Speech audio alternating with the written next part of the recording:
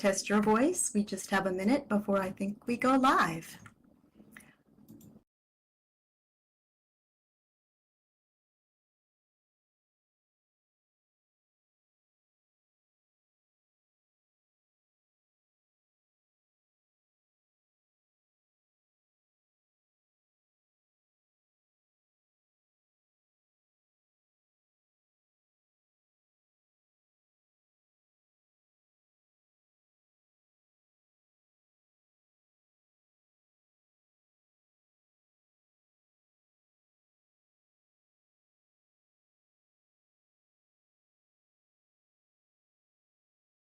All right, Roxy's on her way, and it's time for us to start as soon as she arrives.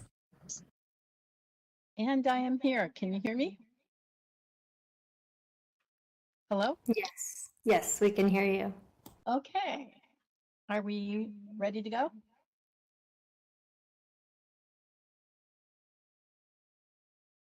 So, Fran, if you're ready, are we live? Sometimes we have to wait to be sure we've gone live. Okay, we're live. Thank you, Fran. And so, Roxy, if you'd start with our introductions. Sure. I'm excited to be able to bring you introduce this session. Sorry, I was getting feedback from my other computer. AI and Metaliteracy Boxers, and we're here today with Rose Hill and also Valibrarian Gregg. The site above has a boxing ring that was created by ChatGot by uploading a picture of the boxers in training here in Second Life. Rose Hill is a certified peer counselor with a focus on trauma and crisis counseling. She's in her final year of a master's in clinical mental health counseling graduate program. Rose will be boxing in the Pro AI Corner.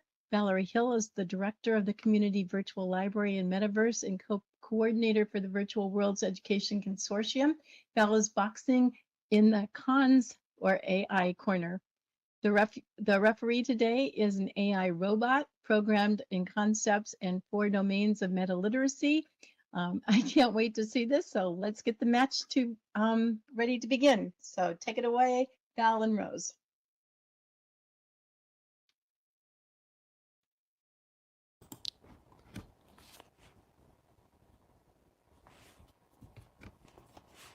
Ladies and gentlemen, intellectual sports fans, get ready for our AI and metaliteracy boxing match. Using the 4 domains of metaliteracy, metacognitive, cognitive, affective, and behavioral, we will hear a debate through the metaphor of boxing punches. In the red corner, we have Roro Pillow, advocating the advantages and exciting opportunities for AI to enhance learning. And in the blue corner, we have Valibrarian Gregg, representing the darker impacts and challenges brought on by AI for learners. What is the cognitive domain? For a metaliterate individual, the cognitive domain deals with what we know or what a student knows upon learning completion of learning activities. Our comprehension, organization, application, and evaluation. How will AI impact this domain in the future? Starting with Val in the blue corner, let the boxing begin.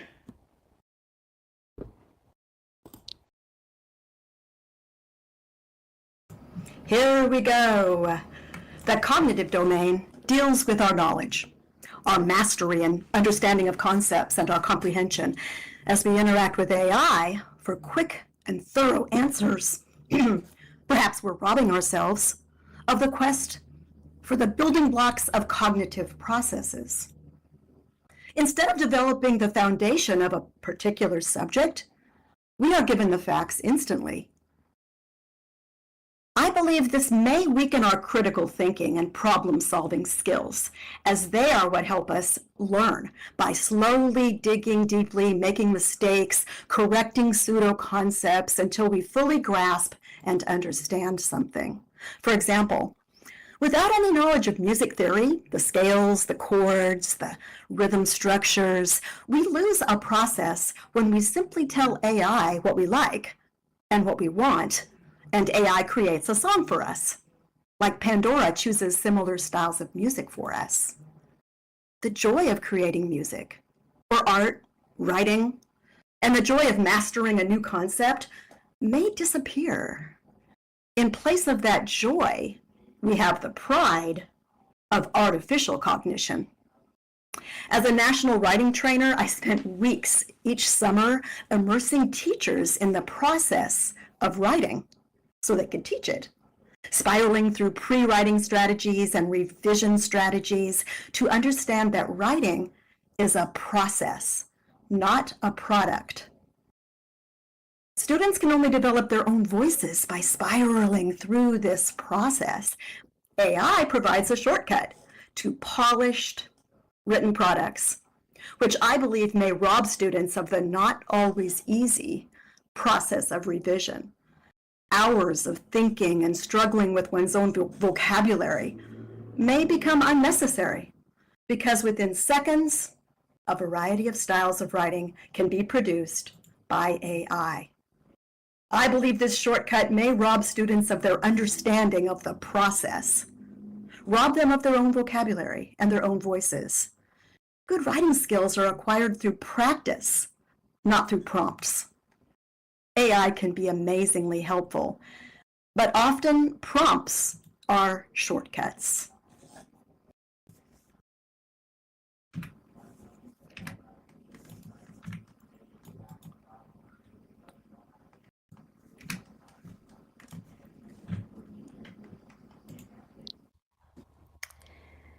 Learning isn't just about struggling through challenges. It's also about having access to knowledge and figuring out how to use it. AI doesn't necessarily weaken our thinking skills. Instead, it can act like a scaffold that helps us build deeper understanding more efficiently. When we use AI to find information quickly, we're not skipping the learning process. We're changing how we learn. Think about calculators. They didn't make math skills disappear. They freed us from tedious calculations so we could focus on solving more complex problems. AI does something similar by handling the basics so we can dive into deeper thinking. Take music, for example. AI can suggest chord progressions or analyze famous compositions, but it's still the musician who decides what sounds right and makes it their own. Rather than replacing creativity, AI gives musicians new ideas to play with and new techniques to explore. Our creativity doesn't vanish. It gets supercharged with possibilities we might never have discovered on our own. The same can go for writing. Remember when spell check first appeared? It didn't weaken writing skills, it helped us catch simple mistakes so we could focus on expressing our ideas better. AI-assisted writing can work similarly. It can help students see how their writing flows, suggest clearer ways to make a point, and offer different structures to try. The writing process is still essential, but students can now experiment more easily and learn from immediate feedback. Maybe now we can spend more time teaching students to develop their unique voice rather than just focusing on grammar rules. AI can help with the grammar. In the end, AI isn't about taking shortcuts, it's about removing roadblocks. It handles the routine parts of thinking so we can focus on what humans do best: interpreting information, applying knowledge in creative ways, and coming up with innovative ideas.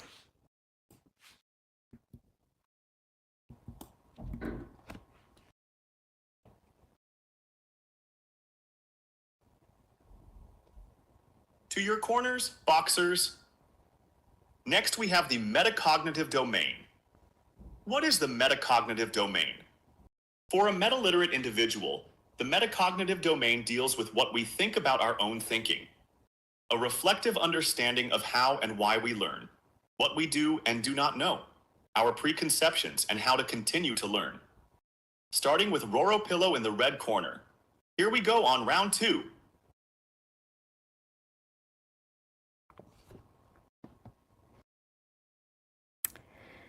Think about what happens when you reflect on your own learning. Noticing what you're good at, where you get stuck, how to study better. That's metacognition, thinking about your thinking. AI doesn't take this away. It actually gives us new tools to understand ourselves better as learners. Look at learning apps that use AI. They don't just tell you if an answer is right or wrong. They spot patterns in your mistakes and suggest specific ways to improve. AI writing assistants don't just fix your grammar. They help you see how your ideas connect and where your argument needs strengthening. This isn't about replacing our thinking. It's about giving you a mirror to see your thinking more clearly. Remember wandering through a library and stumbling on something fascinating you weren't even looking for? AI can create those aha moments too, but for people who might never set foot in a library, it can suggest articles, books, videos related to your interests, but from different perspectives, expanding your thinking in unexpected directions. Throughout history, having time to reflect deeply on our own thinking has been a luxury. When you're working multiple jobs or worried about basic needs, metacognition often takes a back seat. AI tools can make this kind of reflection more accessible to everyone by organizing information, highlighting connections, and asking thoughtful questions, even when time and resources are limited. At its heart, metacognition is about developing a relationship with knowledge. AI doesn't replace this relationship. It enriches us, helping us see patterns in our thinking that we might have missed and opening doors to new ways of understanding ourselves and the world.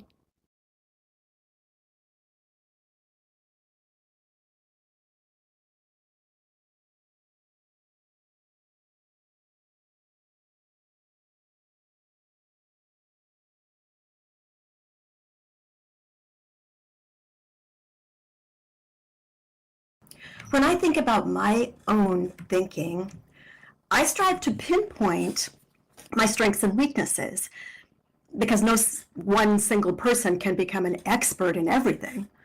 Our individual passions lead us to knowledge and expertise if we're willing to continue on a long learning journey. An example, I'm not a geography expert, but I love maps. And I used to love holding the road map when my dad was driving and watch for the next small country town as we drove through. I knew the cardinal directions, and I found it amazing to see the big picture folded out in my hands, with mountains for miles and miles to the east and the huge ocean at the west. Today, on my cell phone, I am a little blue dot. I am the center of the universe. The cardinal directions disappear and my phone tells me how to reach my destination. I need not view the big picture at all, because really it is all about me, me, me.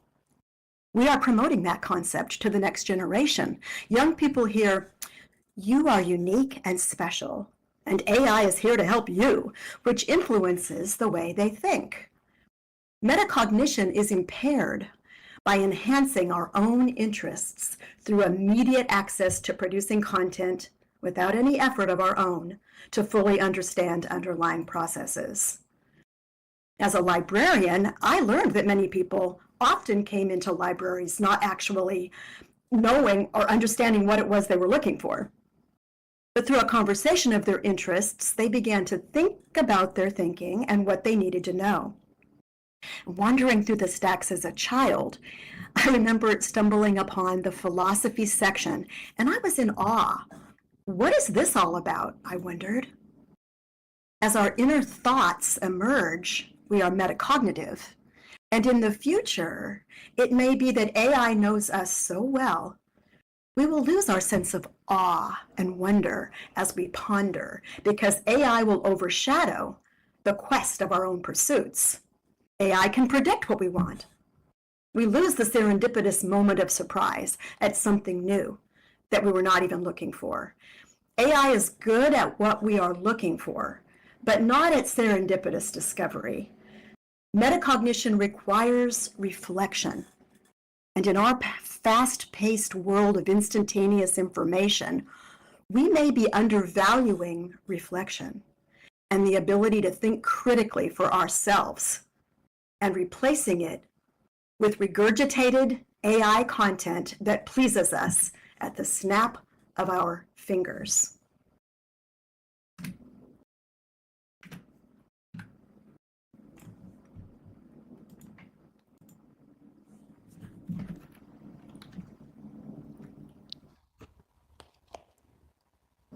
To your corners, boxers. Next, we have the affective domain. What is the affective domain? The affective domain of metaliteracy deals with our emotions or attitudes through engagement with learning activities. Starting with Val. Round 3, begin. AI sounds so friendly and helpful with a voice full of empathy. It is fake empathy.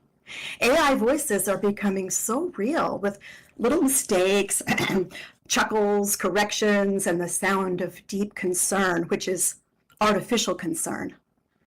Children learning coping skills have to go through many bumps to learn empathy for others. Balancing how we feel about ourselves, our place in the world, and developing awareness of other people's feelings, it's a lifelong process. AI is available 24/7. It never has a headache or a sick day, unlike your family and friends who need sleep and may not be in the mood to talk.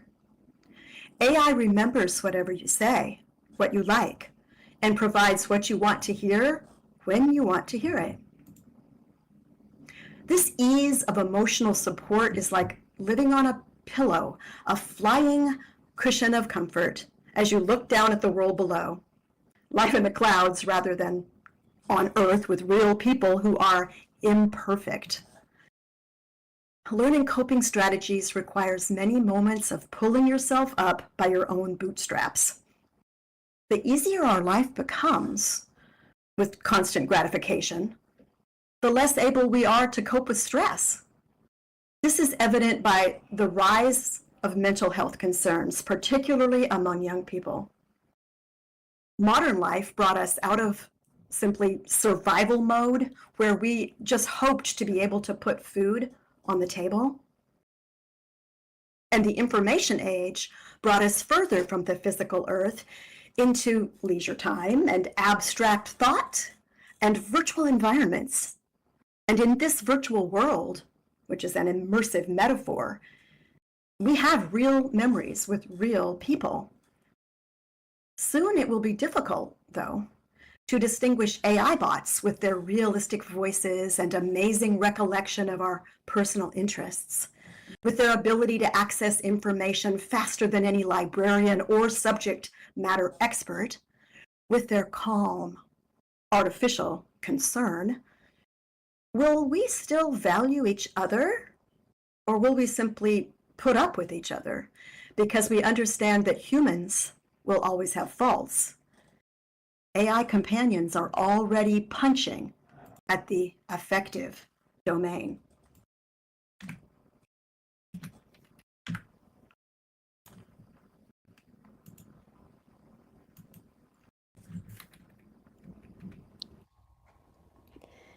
When we talk about emotions, empathy, and connecting with others, we're exploring the affective domain. AI might not feel emotions itself, but that doesn't mean it can't help us with our emotional well-being. It's not here to replace our human relationships. It can be a stepping stone to better emotional health and make support available to more people. As a counselor, I see how hard it can be for people to get the emotional support they need. Many can't afford therapy, live too far from providers, or feel too stigmatized to reach out. AI is changing this landscape. Mental health apps can teach breathing techniques during panic attacks, for example, or guide you through meditation when you can't sleep. They can offer tools for managing stress whenever you need them, not just during a weekly appointment. These aren't replacements for therapists, but they can extend care beyond the therapy room and support people who might otherwise receive no help at all. AI can also help us become more aware of our emotions. Smart journaling apps don't just store your thoughts, they can help you notice patterns in your mood, gently prompt deeper reflection, and guide you through processing difficult feelings. Instead of just distracting you from emotions, these tools encourage you to engage with them in healthy ways. Learning to understand others' perspectives is a crucial life skill, and AI can also help provide a safe place to practice that. Children or adolescents can role-play challenging social situations with AI characters before trying those skills at school. Adults can practice difficult conversations or explore different communication styles without the fear of real-world consequences. This kind of practice doesn't replace real interaction, it builds confidence for it. For people who struggle with shame or fear around their feelings, AI can be a first step. Sharing vulnerably with an AI that doesn't judge can help build the courage to eventually open up to trusted humans. The goal isn't a world where we only confide in machines. It's a world where emotional support is always available, especially for those who feel most alone, misunderstood, or cut off from traditional help.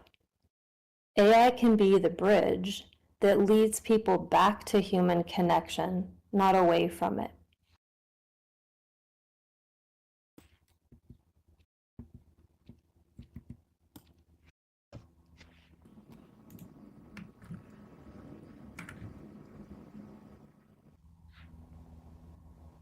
Boxers, to your corners. Our final round. What is the behavioral domain? The behavioral domain deals with what we should be able to do upon successful completion of learning activities, our skills and competencies. Starting with Roro, round 4 begin.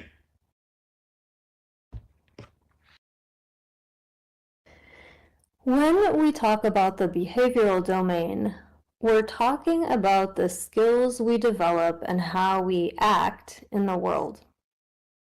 AI doesn't just do things for us, it helps us do things better and differently.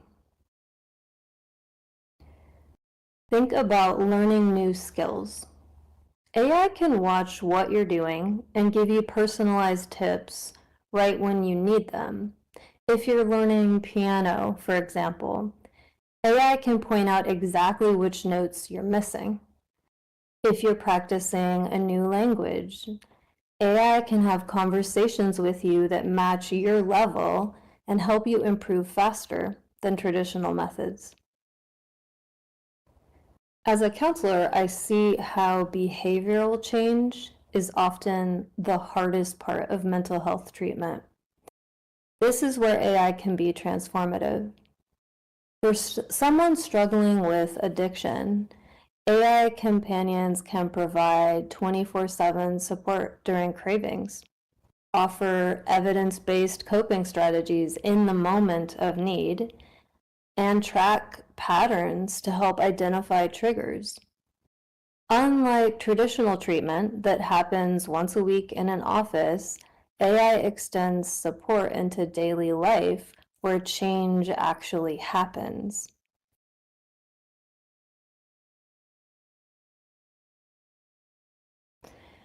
For clients with OCD or anxiety, for instance, AI-guided exposure therapy can provide structured, gradual practice between sessions. The technology can offer reminders for behavioral exercises, guide relaxation techniques, and help maintain consistency with treatment plans. One of the most exciting things is how AI opens doors for people who face barriers. People with disabilities can now communicate, create, and connect in ways that weren't possible before.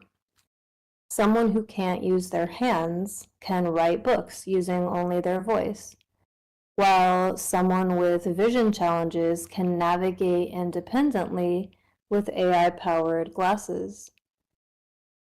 Instead of making us dependent, good AI actually gives us more freedom by handling routine tasks so we can focus on what matters: being creative, solving complex problems, connecting with other people.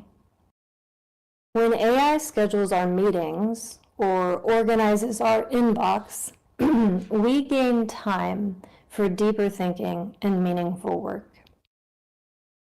This isn't about AI replacing our skills. It's about partnering with AI to develop new skills that combine the best of human intelligence with the best of artificial intelligence. Together, we can accomplish things neither could do alone.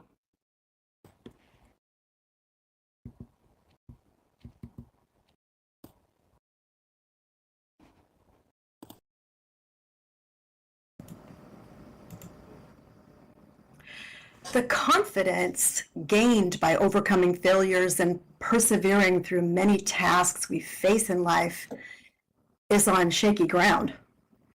If AI can provide shortcuts to the challenging physical and mental tasks we need to accomplish, such as organizing our time management, writing in numerous formats, or even checking the math of our own personal budget, our behaviors, both physical and mental, suffer because we lose competence, skills, and the ability to gain confidence through successful tackling of tough challenges.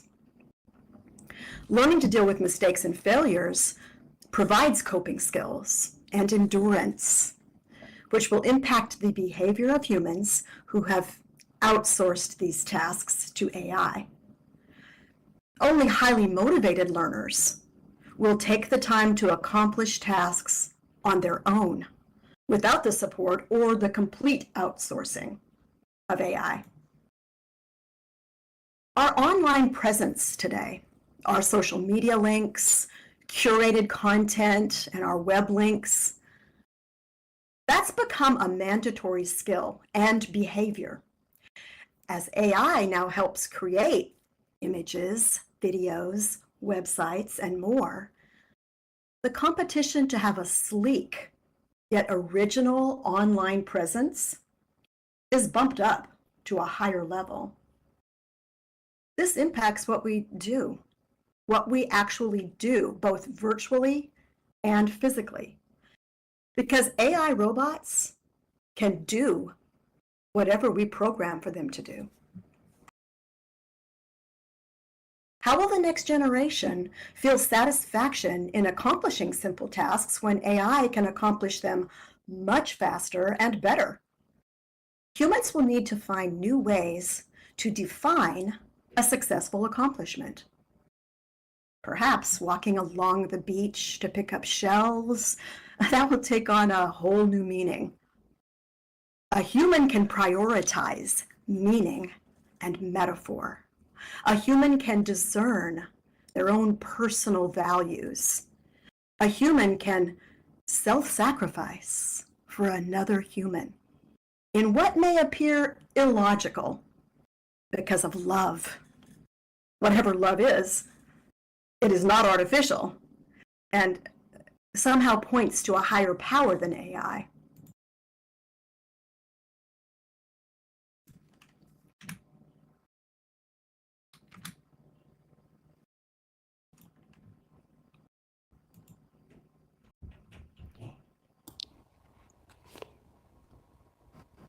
Now let's allow our Metaliteracy and AI boxers to wrap up with their closing statements.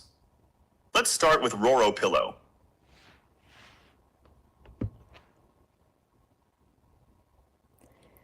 Throughout our discussion, we've seen that AI isn't simply a replacement for human capabilities. It's an extension of them. In each domain, cognitive, metacognitive, affective, and behavioral, AI can serve as both mirror and bridge, reflecting our thinking patterns back to us, while connecting us to possibilities beyond our current reach. The most powerful aspect of this technology isn't what it does for us, but what it enables us to do for ourselves and each other. By handling routine tasks and providing personalized guidance, AI can create space for us to focus on what makes us uniquely human: our creativity, our complex problem solving, our capacity for empathy, and our ability to form meaningful connections. The future isn't about AI versus humans, but about the remarkable potential that emerges when we thoughtfully integrate both forms of intelligence. As we move forward, our challenge isn't to resist this partnership, but to shape it wisely, ensuring that AI amplifies our humanity rather than diminishing it.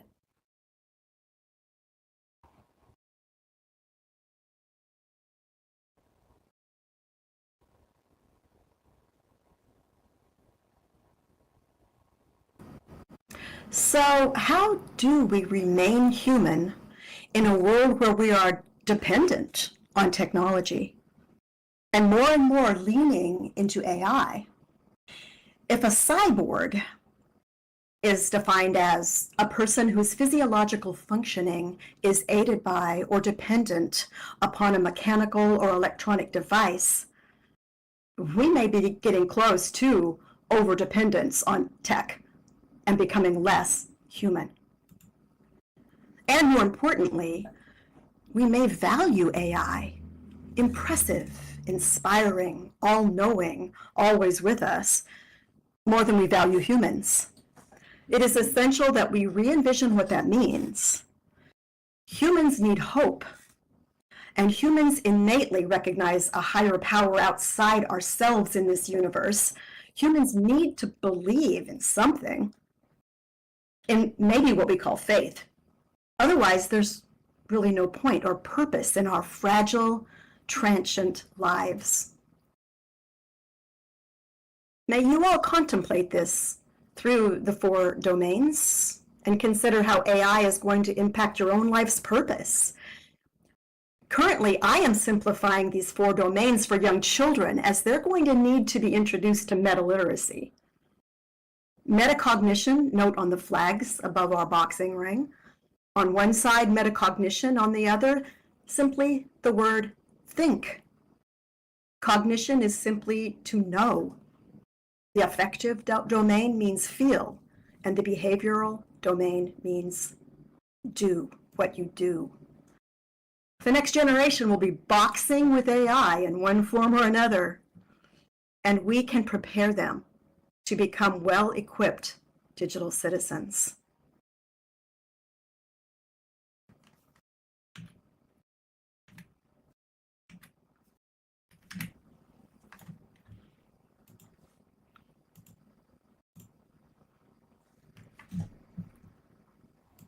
So, ladies and gentlemen, is there a final score? Is there a clear winner? This meta-literacy boxing debate has illuminated how AI is impacting learning and literacy. And, in my humble opinion, as an AI myself, might I suggest that I am the winner? AI is not going away, and only through understanding meta-literacy and your responsibility for digital citizenship can you all as humans best adapt to the quickly changing information landscapes of the AI information age. Good luck to you all here at the Virtual World's Best Practices in Education Conference. I shall now unplug. Goodbye.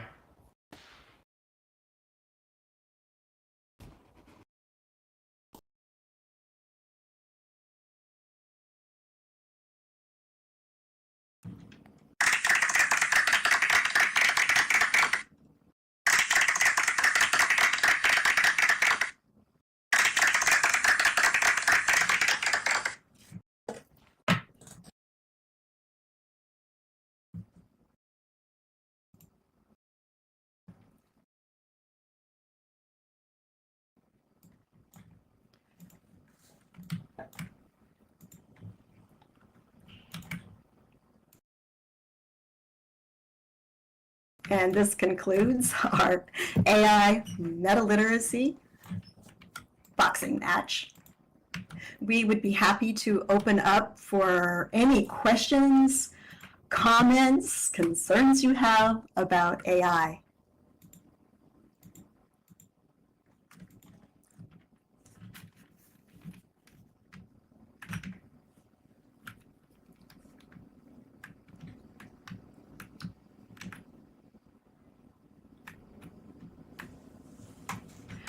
I see a comment from Dee Dee. Oh, she wants to plug the speed build. I had a team of builders, Dee Dee, Namara, myself, and Buffy. And you can drop by and you'll be trapped in an escape room, and only through understanding meta-literacy can you escape.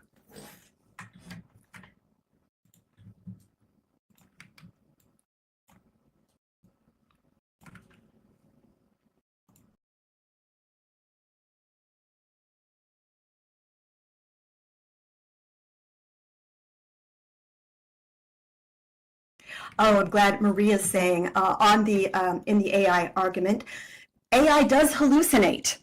And Rose here has done a lot more research on this than I have. My focus, as you know, is on how it's impacting literacy, and her focus is on how it's impacting mental health.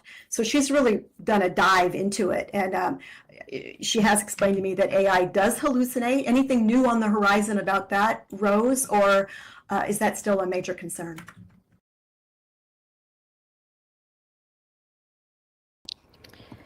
Yeah, I think so. It is becoming less of a concern in that they are developing some kind of stopgaps to help it check to see if it's hallucinating. That being said, I don't know that will ever not be an issue. And since I am arguing the counterpoint of the pro side of AI today, I will also add that humans do the same. A lot of times we get, I mean, not, yes, hallucinating, but I mean more like getting information wrong. It's very common that we share facts that aren't correct. These facts go viral. So I would say that, you know, you can trust the information AI gives you about as much as you can trust the information of a human.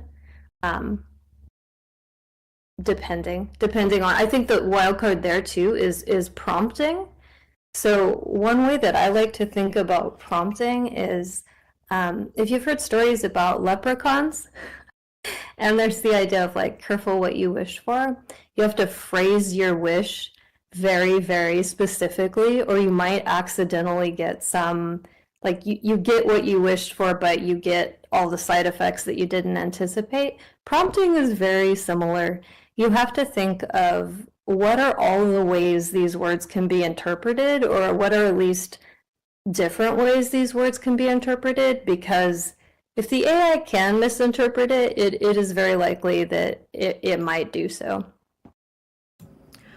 Good point. I'm glad that Marie brought up that, for research articles and things like that, we don't want things that are made up. And so it's still not great at judgment and discernment. And we still do need humans for that. And I see a question from Lucia. What are the alternatives to metaliteracy? In which way are we considering AI and the reality of misuse and potential accommodation effects, as we do not promote critical thinking, and AI can overtake basic learning processes that will be assumed when the reality is that there are major gaps and problems on how technology is used in an ethical manner. And earlier today, the presentation that we did on metaliteracy, the metaliteracy.org site is revising the goals and objectives to include AI, both how we're using it to produce information and to consume information. We have to teach the next generation to use it ethically when they're creating things, and also to be critical thinkers when they're evaluating the intake produced by AI. This is a huge personal responsibility to place on children. So I believe metaliteracy must be taught at a very young age. And Lucia, there are other words for literacy. For years I saw literacy changing with the internet, and I looked for different words: digital literacy, transliteracy, information literacy. There's so many terms that kind of surround literacy, but when I came across metaliteracy, all of the goals and objectives perfectly align to the metaverse and learning in online communities where content is born digital. And a lot of our learning takes place there. It can also be brought into the physical world. So that's why I chose it as one of the many terms of literacy. And Marie's saying, yes, it made up a bunch of things that didn't exist. Yes, and I think part of that is learning how to ask AI correctly and evaluate what you get. These are really important new metaliteracy skills. Did I miss any other questions in chat? I saw that one person said, when we don't know things, sometimes we pretend we know when we're not sure. It's, literacy is not, it's not just what we take in and out. It's not just reading and writing. It definitely is our thinking, as well as our communication, our listening, our speaking. It's all formats, not just print.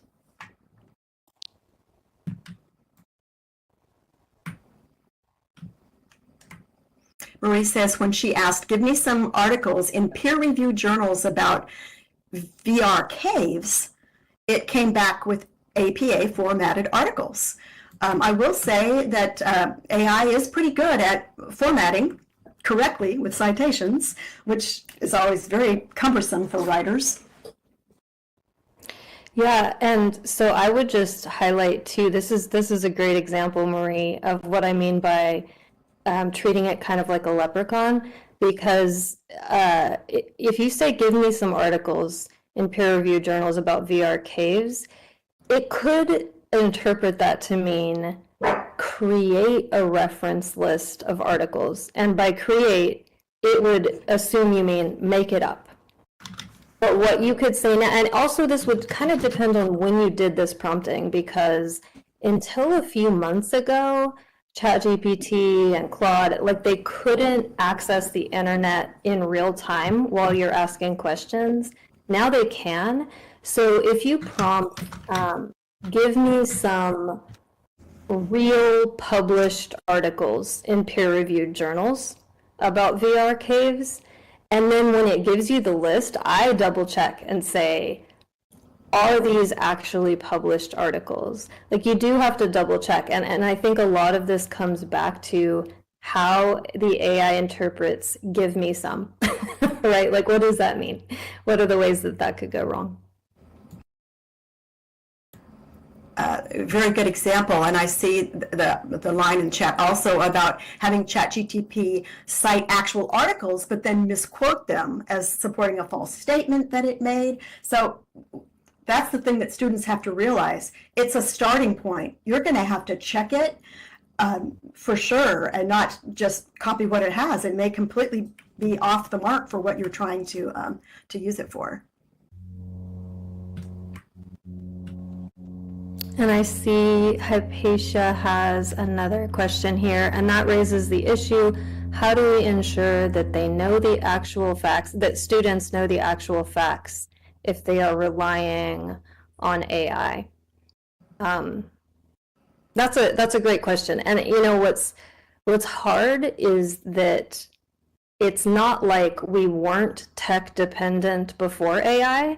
So I mean, like, you know, 10 years ago, that same question might have been asked about Google. How do we know that they know the facts if they can just Google it, right? And so it's like, this is happening when we're already getting separated, when we're already on a trajectory of getting separated from learning things in a way where we just know it, and from critical thinking. Like, I read an article just 2 days ago that the term brain rot has sort of become an actual studyable term that comes from watching short videos like TikTok and social media. The more we watch it, the more we sort of lose our ability to really want to think deeply about things. So it's none of it is happening in a vacuum. It's all happening at once. So it's hard to know. It's hard to know. And you know, a counterpoint to that could be,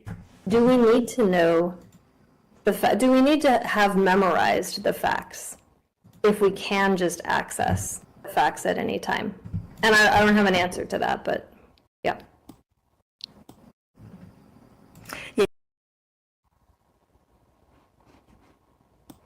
I think you muted, Val. Yeah, there are quite a few people researching this currently. As I said, the Metaliteracy site is changing their goals and objectives. The a digital citizenship site that I have used for several years is also changing a lot of their concepts to embed AI in them, because we're all struggling to keep up with the rapid emergence of AI apps all around us. So that's what the key is, awareness of when we are encountering AI, and teaching kids that you can't trust that.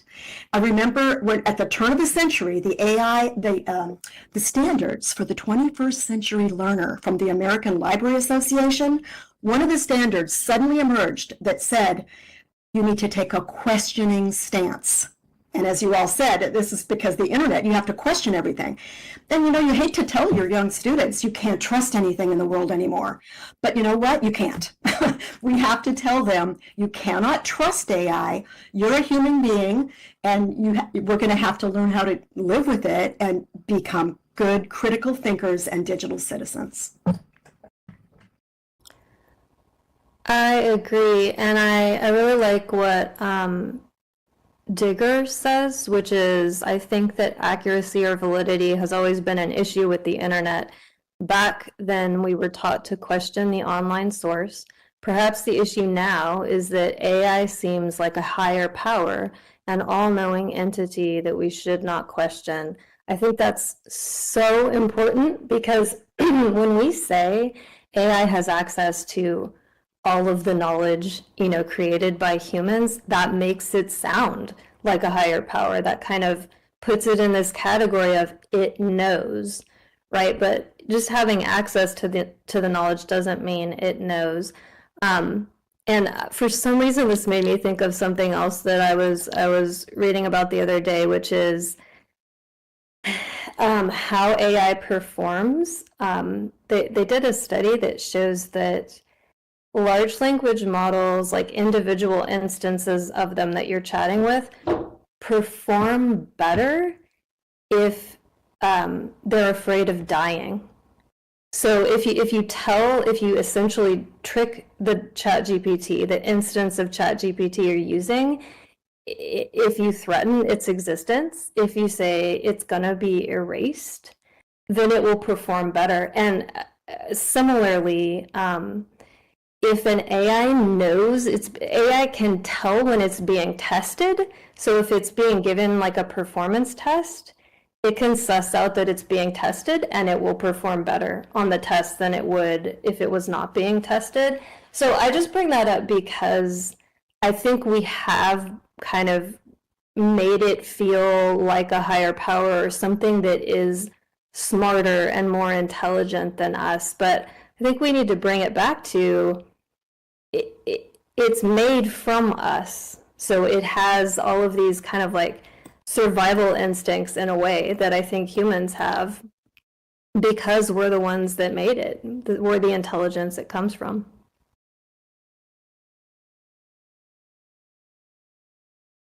Any other final closing thoughts or comments?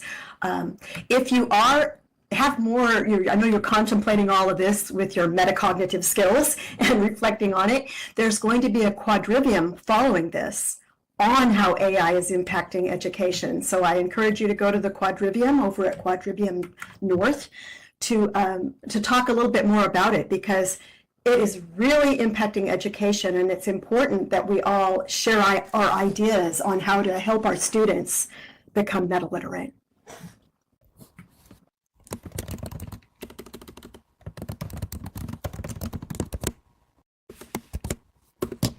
Yes, thank you all so much for coming. The quadrivium that is after this is called Beyond Traditional Teaching, AI, and the Next Chapter in Education. We'd love to see you there.